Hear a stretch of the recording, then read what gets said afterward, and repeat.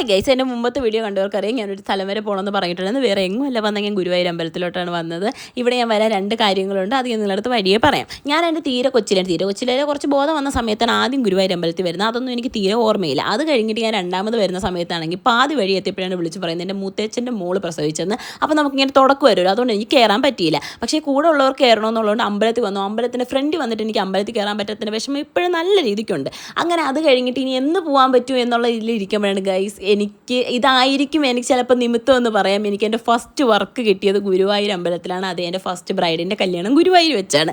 അങ്ങനെയാണ് ഞാൻ ഗുരുവായൂർ അമ്പലത്തിൽ വീണ്ടും വരുന്നത്. അങ്ങനെ ഇത്തവണ നമ്മൾ താമസിച്ചുകൊണ്ട് നമുക്ക് കാണാൻ പറ്റുമെന്ന് എനിക്ക് നല്ല പേടിയുണ്ടായിരുന്നു. അപ്പോഴാണ് ഒരു സാറ് പറഞ്ഞത് ഒട്ടും ആളില്ല, പെട്ടെന്ന് പൊക്കോളെ. അങ്ങനെ നല്ലതുപോലെ ഗുരുവായൂരപ്പനെ കാണാനും പറ്റി.